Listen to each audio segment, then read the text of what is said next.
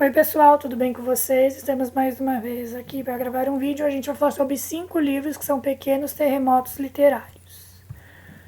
Então vamos ver aqui quais são eles.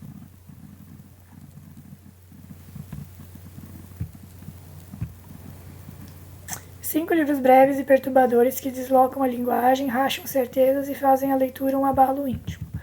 Há livros que entram na sala pedindo licença, tiram o chapéu, explicam a que vieram e se acomodam no sofá da tradição como visitas bem educadas. Nada contra eles. Muitas obras excelentes se comportam assim. E o leitor, que já tem problemas suficientes fora das páginas, nem sempre está disposto a ser assaltado pela literatura. Mas há outro tipo de livro, mais raro e mais perigoso, que não se contenta em contar uma história, desenvolver personagens, encadear cenas e entregar no fim uma pequena recompensa de sentido. Ele desloca os móveis, racha a parede, muda a acústica do cômodo. Quando termina, não sabemos bem se lemos um livro ou se passamos por um incidente. Chamar esses livros de difíceis talvez seja correto, mas pouco esclarecedor.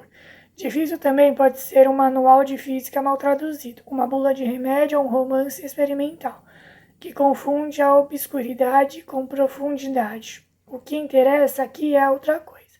A força de certas obras breves ou relativamente compactas, que sem precisar de 1000 páginas nem de grandes declarações de importância, alteram por alguns graus a relação do leitor com a própria ideia de narrativa. São livros que parecem escritos sob uma pressão anormal, como se a linguagem tivesse sido obrigada a falar numa frequência que não é sua. Em alguns deles, o fantástico não serve para fugir da realidade, mas para arrancar a pele civilizada que a cobre.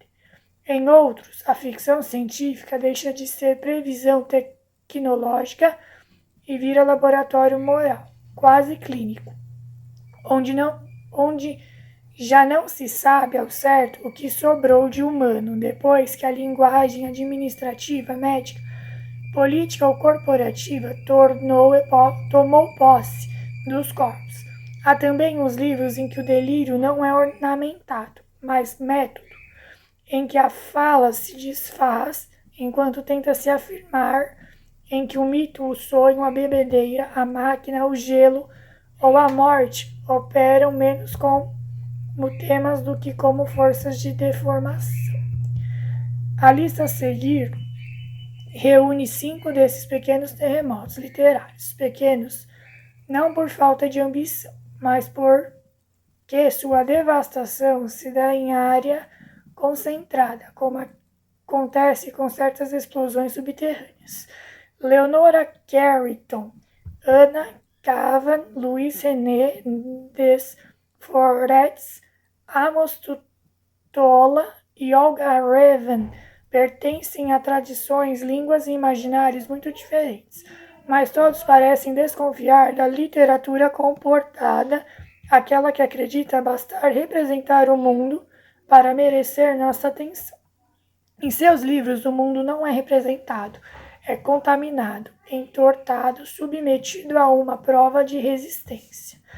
Convém entrar nele sem esperar conforto. O prêmio, se houver, é menos o prazer pacífico da identificação do que a experiência mais rara de sentir a cabeça se reorganizando diante de formas que não pedem permissão para existir. A boa literatura nem sempre ilumina. Às vezes ela apaga a luz de propósito para que a gente descubra que ainda enxerga alguma coisa no escuro.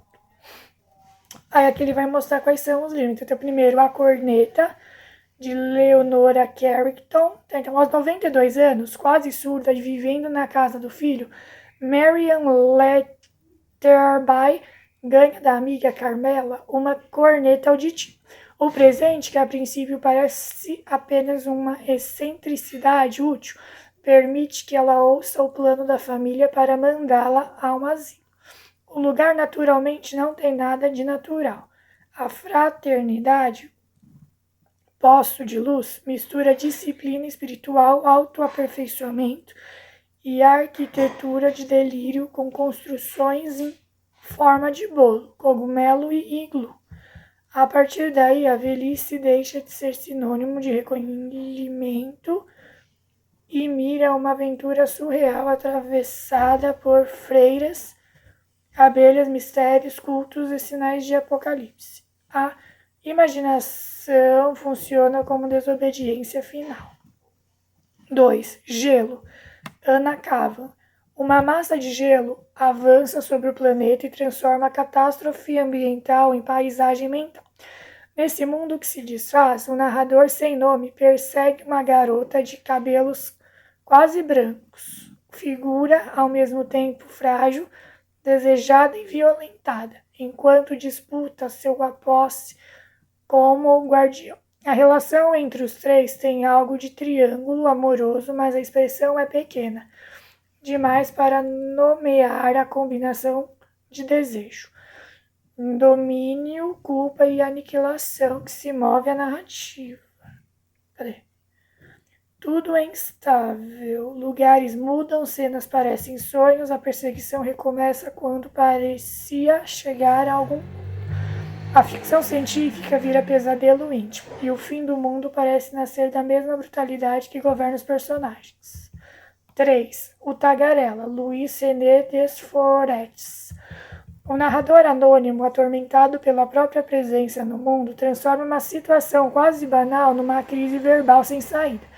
Depois de uma caminhada tomada por sensações ambíguas, e mais tarde, sob efeito do álcool numa boate, ele convida uma mulher para dançar e se vê de repente num triângulo incômodo, com ela e o namorado.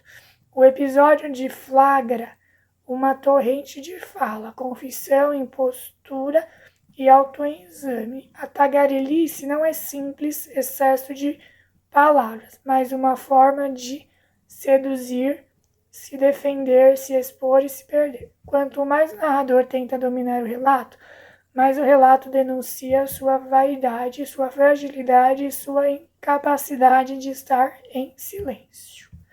4. O bebedor de vinho de Palma e seu finado fazedor de vinho na cidade dos mortos, Amos Tutuola. Filho do homem mais rico de sua cidade, o herói sem nome vive desde os 10 anos entregue ao vinho de Palma, cercado por amigos igualmente bebedores e servindo por um fazedor incomparável. Quando esse homem morre, ao cair de uma palmeira, a bebida perfeita desaparece com ele. Incapaz de aceitar a perda, o protagonista sai em busca do morto na cidade dos mortos e atravessa uma geografia fabulosa de matas, rios, vilarejos, espíritos, criaturas monstruosas e objetos mágicos.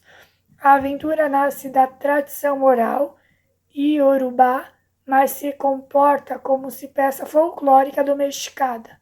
Tudo nela se move, se transforma, ameaça e ri. A lógica do maravilhoso é a própria lógica do mundo. 5. Os funcionários. Olga Ravin. É um futuro distante. Humanos e humanoides viajam a bordo da nave 6000, encarregados de explorar nova descoberta, planeta árido, que aos poucos revela objetos estranhos. Recolhidos e levados para salas especiais, estes artefatos alteram rapidamente a rotina da tripulação e fazem a convivência deslizar para uma espiral de degradação. A história chega ao leitor por meio de depoimentos compilados por uma comissão investigativa, como se o romance fosse dossiê posterior a um desastre. O procedimento da frieza burocrática a uma matéria cada vez mais íntima. Memória, desejo, corpo, obediência, trabalho, saudade da terra. A ficção científica se torna uma investigação sobre o que ainda chamamos de humano. Espero que vocês tenham gostado. Curte, comenta, compartilha, aciona o sininho, inscreva-se no canal, participe de tudo aqui. E até a próxima. Tchau, tchau e se cuidem!